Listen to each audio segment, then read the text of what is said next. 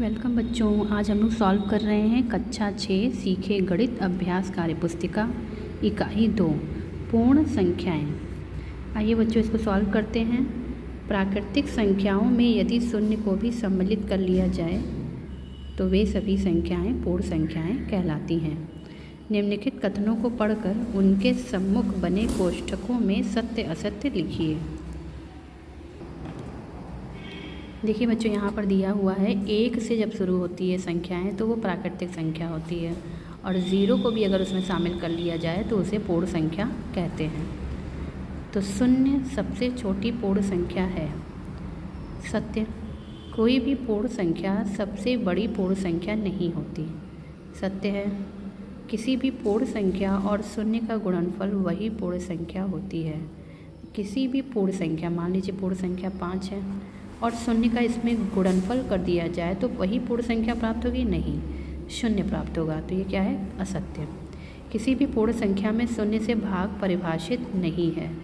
सत्य, दो क्रमागत पूर्ण संख्याओं का अंतर सदैव 1 होता है। दो क्रमागत मतलब दो पास पास की जो पूर्ण संख्या होती है उसको जब भी घटाएंगे तो उसका अंतर हमेशा 1 होता है। ये भी क्या है? सत्य है। प्रश्न संख्या 2 है, संख्याओं 2, 1, 5, 9, 7, 0 को संख्या रेखा पर प्रदर्शित करिए। तो ये देखिए, ये 0 हो गया, 1, 2, ये 3 है, ये 4 है, इसको लिखना नहीं है। ये लिख दिया 5, ये आपका 6 हो गया, ये 7, ये 8, एक 9। तो इस तरह से इसे संख्या रेखा पर प्रदर्शित कर देंगे। संख्या रेखा पर निम्नांकित योग को दर्शाइए। पहला है 3 + 7 = 10। तो यहाँ पर ये सॉल्व किया गया है। ये यहाँ से ले जाएंगे 3 पर, फिर यहाँ से 7 खाने और गिनेंगे, 1, 2, 3, 4, 5, 6, 7। यहाँ से ले गया 10 पर, फिर इन सबको मिला देंगे। 3 + 7 = 10। अब दूसरा क्या है? 0 + 11। 0 तो 0 पे ही रहेगा, + 11 यानी यहाँ से उठा करके इसको कहाँ ले जाएंगे? 11 तक। दोनों को जोड़ने पर भी क्या आएगा? 11 आएगा। ये देखिए बी वाला ब्लू कलर से लिखा है। 3 + 5 = 8। तो पहले 3 खाना गिनना है, 0 से 3 पर आ जाएंगे, फिर 5 खाने चल देते हैं, 1, 2, 3, 4, 5 खाने आगे आ गए, फिर 8, फिर यहाँ से 8 खाने आगे आएंगे, 1, 2, 3, 4, 5, 6, 7, 8। क्या हो गया? पूरा तीनों को जोड़ देंगे यहाँ से यहाँ तक, तो हो गया 16। प्रश्न संख्या 4 है, निम्नलिखित गुणनफल को संख्या रेखा पर प्रदर्शित कीजिए। 3 × 5 = 15। यानी ये देखिए यहाँ पर दिया है 3 का समूह बनाना है। 3, फिर 3 का 6 हो गया, फिर 9 हो गया, फिर 12, फिर 15। इसी तरह से बनाना है 2 × 5, यानी 2 का समूह बनाएंगे। तो 2, फिर 2 दूनी 4, 2 3 6, 2 चौका 8, 2 पंजे 10। अगला है 0 × 3। तो क्या आ जाएगा? 0 आ जाएगा। तो यहाँ पर इसको 0 तक ही दिखा देंगे। अगला प्रश्न है, प्रश्न नंबर 5, 3 क्रमागत पूर्ण संख्याओं में पहली और तीसरी का योगफल 22 है। तीनों संख्याएं बताइए, पहली और तीसरी। तो मान लेते हैं कि मध्य संख्या जो है बराबर पहला, फर्स्ट + सेकंड बटा 2। 22 बटा 2 = 11। तो तीनों संख्याएं कौन सी हो गई? मध्य की संख्या 11 है, तो तीनों संख्या हो गई 10, 11 और 12। अगला है, दिए गए विकल्पों में उचित विकल्प छांट कर रिक्त स्थानों को भरिए। दो पूर्णांकों के योग पर संख्याओं के क्रम का कोई प्रभाव नहीं पड़ता। यह पूर्ण संख्याओं में योग का क्रम विनिमय प्रगुण है। यहाँ भर देंगे क्रम विनिमय। किसी पूर्ण संख्या में 0 जोड़ने पर योगफल वही संख्या प्राप्त होती है।